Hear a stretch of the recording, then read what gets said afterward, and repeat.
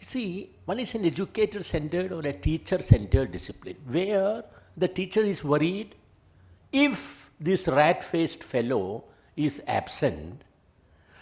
Oh, my class will be wonderful. I mean, the moment he comes, the teacher comes into the class, looks for him. Where is he? Oh, and ask another student, has so-and-so come? No, ma'am. Thank God, my one day, at least I will be saved. Like I remember when I was a student, I'm still a student. When I was a student in smaller classes, I mean, any maths teachers don't get angry with me, okay? I mean, you see, maths people. I was very, very scared of maths. So early morning, I will go to the staff room and start looking for maths teacher. I mean, so everybody, so this so and so, I mean, sir has come. So one day the principal, no, we used to have headmasters, not principal.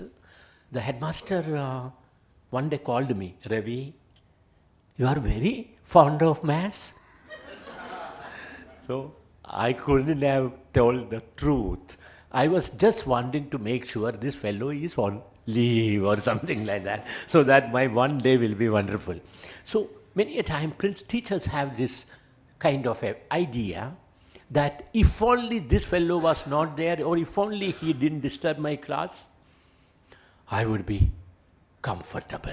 This is a teacher-centered approach to, discipline. Our today's discussion will be child-centered.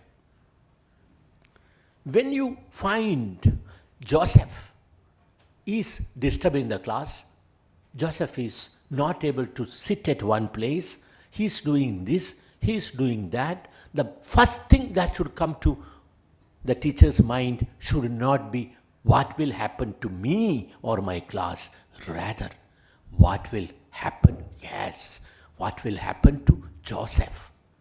Oh my God, the child is not able to attend. The child is, playing what we call the class clown. And what will happen to Joseph should be the beginning point. Then, oh my God, he will not be able to complete his class 10th, his 12th, his college. Will he ever be able to get into a job? Will he be able to keep that? Or will he ever marry? If marries, will be able to live a comfortable life? Will he be able to look after his children?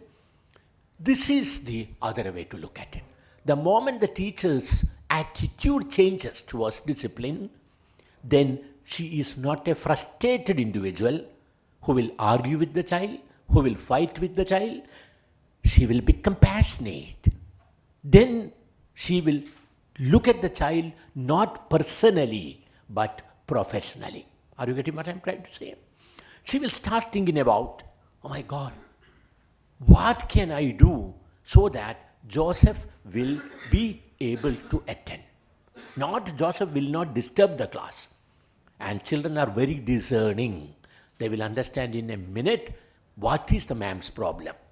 Is she worried for me or because of me? The moment it